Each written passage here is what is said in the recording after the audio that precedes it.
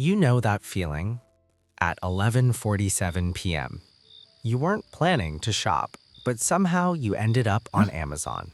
And you see it, the thing you've been mentally circling for 3 weeks.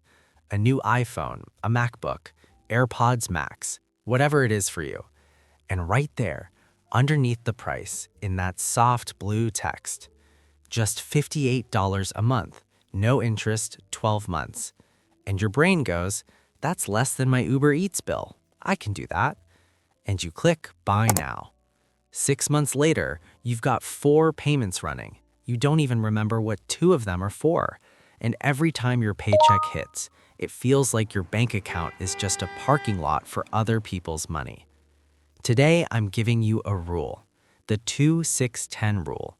And by the end of this video, you will never look at a monthly payment offer the same way again. Let me take you back for a second. You remember your first real paycheck? Maybe it was your first job out of college, maybe a part-time gig. That first direct deposit notification that made you screenshot your balance and just stare at it. You looked at that number and thought, finally, I'm an adult. I made it. And then came the ads. Apple's monthly installment plan, Best Buy's zero-interest financing, Amazon's pay later. Because here's what nobody tells you when you're 23 with your first real income. Monthly payments don't feel like debt. They feel like options. They feel like freedom, like you finally deserve the life you've been waiting for. Your college self ate ramen 3 nights a week. You've earned the upgrade, right? This feeling is real. It's not shameful. It's just unguarded. Because nobody taught us the math underneath the magic.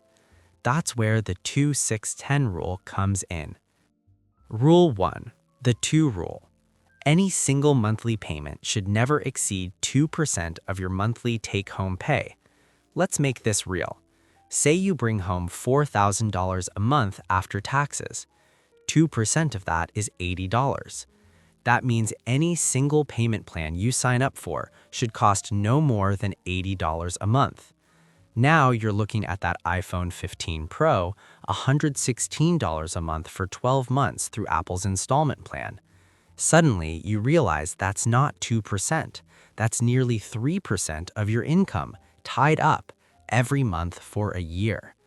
The moment you do this math, no interest financing stops feeling like magic and starts feeling like what it actually is, a commitment made with your future self's money. Rule 2, the 6 rule. Never take a payment plan longer than 6 months for non-essential purchases. And this one is about something called emotional depreciation. Here's the truth. By month 3 of paying for something, your brain has already stopped feeling good about it.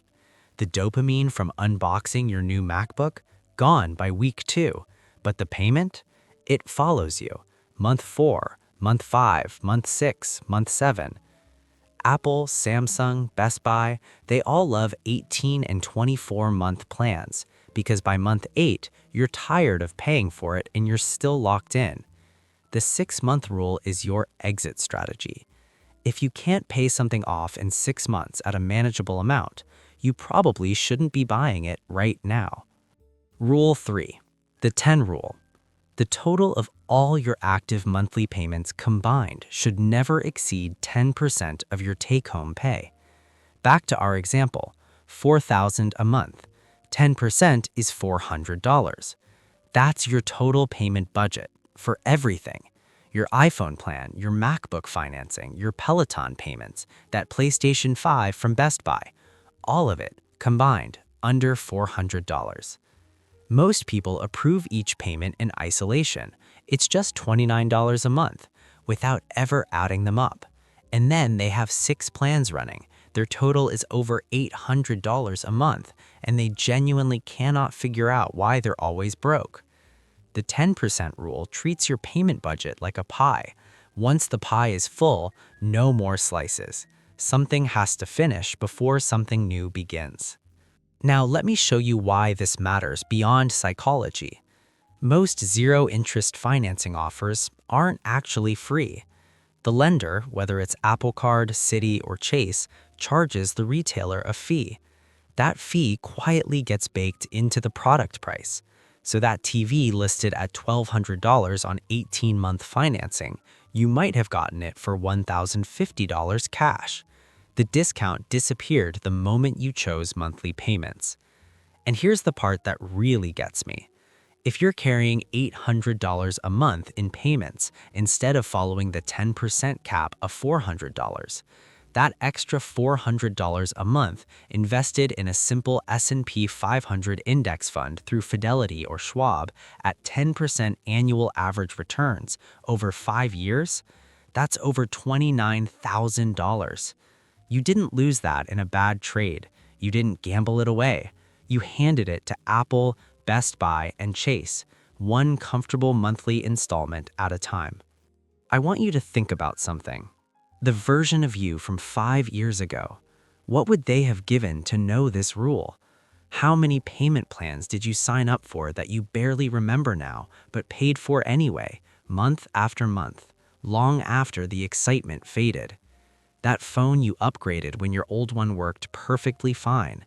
That TV for an apartment you moved out of a year later. That laptop you financed when a cheaper one would have done the exact same job. None of those purchases were wrong. You deserved good things. You worked hard. You wanted to enjoy your life.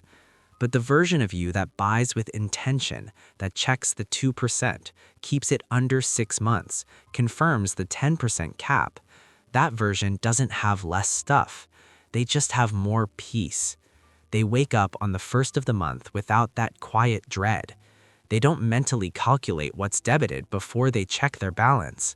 They have breathing room because they haven't pre-committed their future to their past desires. The 2-6-10 rule isn't about deprivation. It's about deciding who owns your future, you or your payment plans. Next time you see that pay monthly, zero interest offer glowing on your screen, pause for 10 seconds, run the rule, and then decide. Because the best things you'll ever buy in life, time, freedom, options, peace of mind, none of them come with a monthly payment plan. They come from the money you chose not to spend. If this hit different, like and subscribe. Drop a comment. What's the most regrettable payment plan you've ever signed up for? I promise the comments will make you feel very seen. I will see you in the next video.